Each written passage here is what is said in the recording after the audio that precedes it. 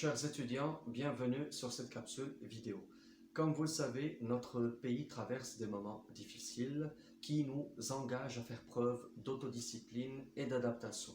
Dans notre cas, nous sommes amenés à compenser l'arrêt des cours provisoires en présentiel par des cours animés à distance afin que notre calendrier universitaire ne soit pas perturbé.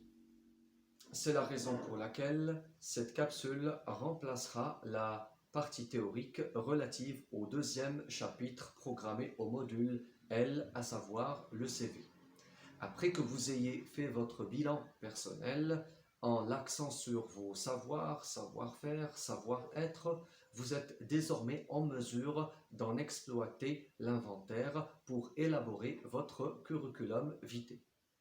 Abrégé en deux lettres CV, le curriculum vitae vient du latin qui signifie déroulement de la vie. Dans le monde professionnel, il est associé à un document contenant un déroulé d'apprentissage, d'aptitudes et d'expérience. D'ailleurs, c'est l'une des pièces maîtresses du dossier de candidature.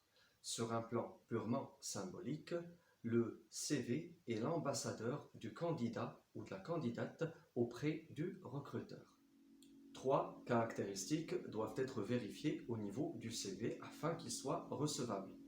Premièrement, il est structuré en rubriques. Ce n'est donc pas un texte rédigé de A à Z. Deuxièmement, il est dactylographié en style télégraphique. Il n'est donc pas écrit à la main, ni avec des phrases. Troisièmement, il est pertinent, c'est-à-dire qu'il est supposé présenter un intérêt pour le recruteur qui se prépare pour le lire. Le CV peut afficher deux types de rubriques. Des rubriques obligatoires, comme l'identité et les coordonnées, les formations et les diplômes, les stages, les expériences professionnelles, et des rubriques facultatives, qui renseignent notamment sur les centres d'intérêt, les activités para-académiques, les activités extra-professionnelles ou toute autre performance ou atout détenu par les candidats. Il existe une forme de CV qu'on appelle le CV traditionnel. Mais le progrès technologique a fini par imposer une autre forme de CV qu'on appelle le CV numérique. Le CV traditionnel se présente au format papier, tandis que le CV numérique se présente sous forme d'un support média, généralement une vidéo. Dans cette capsule, je me limiterai au CV traditionnel et consacrerai au CV numérique une capsule à part entière. Ce qu'il faut retenir par ailleurs, c'est que le CV numérique n'a toujours pas remplacé le CV traditionnel, qui se pratique de 4 façons différentes. Il peut être chronologique, antichronologique, thématique ou mixte. Le premier type, dit chronologique, présente des informations datées de la plus ancienne à la plus récente. Il suit un ordre croissant. Il est surtout utilisé par des profils expérimentés. Le deuxième type, dit antichronologique, présente des informations datées de la plus récente à la plus ancienne. Il suit un ordre décroissant, qui est surtout utilisé par des profils débutants.